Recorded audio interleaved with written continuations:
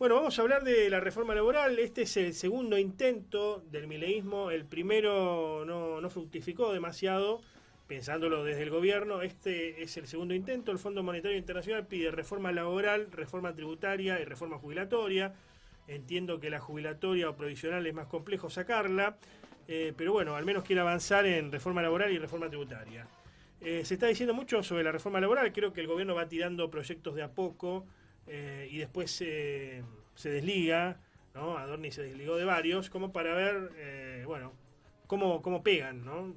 Va tanteando el terreno, digamos. Primero presentó Romina Díez un proyecto, después algunos hablaban de otra cosa. Bueno, vamos a hablar con el abogado laboralista y presidente de la Asociación de Abogados Laboralistas de Rosario, Sebastián Serrano Lou, para que nos comente qué concretamente es lo que puede llegar a salir como reforma laboral o lo que el mileísmo entiende como reforma laboral luego de estas elecciones en las que salió ganador del 26 de octubre. ¿Cómo está, Sebastián? Buenas tardes. Hola, ¿qué tal? Buenas tardes. Bueno, ¿cómo es esto de la reforma laboral que propone Milei? Bueno, en concreto no hay ningún proyecto oficial que se haya presentado este año sobre cuáles serían los lineamientos o el texto de esta posible reforma normativa, lo cual nos lleva a tener que analizar la cuestión desde dos puntos de vista. El primero, los antecedentes del caso que ha hecho el gobierno en las oportunidades en que ha intentado legislar o ha terminado consiguiendo la aprobación de leyes en el Congreso, digo, lo que hizo con el DNU, Ujú. pasar por encima del Congreso. Y por otro lado, declaraciones de funcionarios del gobierno que tengan alguna relevancia, sobre todo en la materia, y ahí, bueno, hay que ir a ver qué dijo el secretario de Trabajo, Julio Cordero, sobre la cuestión. Ujú. Partiendo de esas bases, lo que se avisora es nuevas modificaciones que van en perjuicio de los derechos de las personas que trabajan, por más que ellos digan que no, o por más que quieran presentarlo como una mejora de los derechos. En definitiva, cuando uno se pone a ver los planteos y a ver por dónde pasaría la cuestión, esta modernización que plantean es volver a la edad moderna, es decir, retroceder un par de siglos fácil. Ujú. Y bueno, centrándonos en lo que estarían planteando desde el gobierno y lo que estarían instalando en algunos medios como las líneas más importantes o que más les interesa a ellos llevar adelante, deberíamos partir de esto que se presenta como una novedad con el nombre de salario dinámico. Es la primera vez que se lo escucha al gobierno hablar de esto, pero en verdad no es nada nuevo, porque cuando uno empieza a desglosar por dónde pasaría, no es ni más ni menos que terminar con toda protección en materia. ¿Por qué digo esto? Porque lo que decía el secretario de Trabajo es que el salario dinámico sería un techo a los salarios de los trabajadores. Y si tenemos un techo a los salarios de los trabajadores, es evidente que lo que se busca es proteger las ganancias de las empresas. Ujú. Si vamos a la Constitución Nacional, que me parece que es fundamental, y también podemos ir a la Constitución Provincial recientemente reformada y su flamante artículo 23, que me sorprendió gratamente por su redacción, que mejoró el artículo 20 de la Constitución anterior. Vemos que lo que hace al salario va por otro lado. La Constitución Nacional habla de salario mínimo, vital y móvil, la provincial de salario digno, y por lo tanto lo que se establece son no techos salariales, sino pisos. Pisos que le permitan a las personas que trabajan con su salario poder vivir dignamente, es decir, comer, alimentarse, tener un techo sobre su cabeza, ellos y sus familias, todas estas cuestiones, pero ir más allá, no alcanza con la mera subsistencia, sino también poder acceder al esparcimiento, a la formación y a otras cuestiones que también son muy importantes, Sí, a la salud y demás. se calcula 8 horas de trabajo, 8 horas de descanso, 8 de ocio, ¿no? Eso sería lo Sí, eso ideal. va por otro lado, pero se interrelaciona todo lo que es la reforma. ¿Por qué? Porque si ellos ponen un techo salarial y al mismo tiempo te dicen, bueno, vamos a habilitar que se puedan trabajar hasta 12 horas diarias, y por otro lado se dice, vamos a pagar en función de la productividad y el mérito, y la productividad y el mérito, ¿quién lo va a determinar? El empleador. Para llegar a ese techo que está por debajo del salario mínimo vital y móvil, seguramente, o que es un techo que no va a satisfacer todas las necesidades, si vos querés llegar al techo tenés que romperte, lo voy a decir gráficamente, romperte trabajando como un burro y ver si eso cumplió las expectativas de productividad y de mérito que planteaba el empleador. ¿Y por qué digo que lo va a definir el empleador? Porque también otra de las cuestiones que planteó el ministro es que se busca que esto se determine, de ser posible, en acuerdos individuales. Ujú. Empleador, empleado. O sea, el lobo y la gallina la gallina explicándole al lobo por qué no se la tienen que comer. Si no es posible eso, por lo menos que sean convenios de empresa, es decir, el lobo con un grupito de gallinas y romper con esto que es la negociación por actividad, que permite que el sector trabajador tenga una representación que al salir de lo que es el ámbito empresario pueda tener otra forma de posicionarse y al representar un número mucho mayor de trabajadores organizados pueda tener un mayor peso en la negociación. Entonces, bueno, también plantean eso, y como si esto fuera poco, ya de por sí quieren pagar lo menos posible o que se habilite pagar lo menos posible por por la mayor cantidad de trabajo, otra vez se vuelve a hablar de los tickets canasta. Entonces esto de avanza la libertad es retrocede la libertad. ¿Por qué?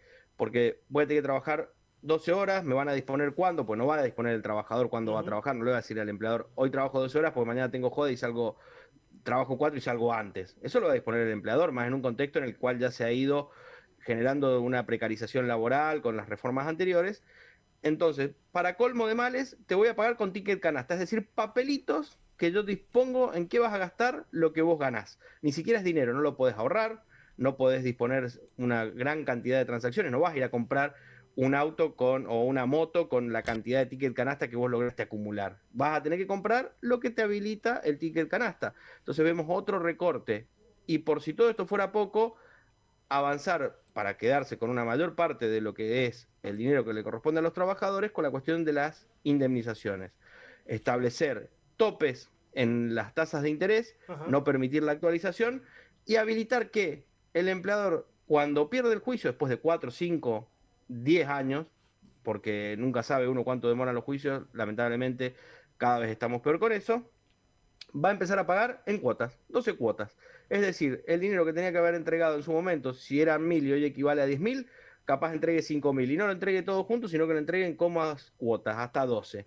Entonces, bueno, vemos que hay toda una dinámica en estas nuevas reformas que se van planteando que apuntan a perjudicar a los trabajadores diciendo que es la forma de mantener las empresas activas, abiertas, funcionando y creciendo. Bueno, pero las empresas, si no están funcionando y no están activas, no es porque los trabajadores tengan la culpa, es por las políticas económicas del gobierno. Con un dólar en un precio que es irreal y que no es competitivo, con una apertura de las importaciones brutal. Vos me has sacado en otras oportunidades, vos sabés que yo hablo de China, ratifico cosas positivas de China, pero China es un país como cualquier otro que hace negocios.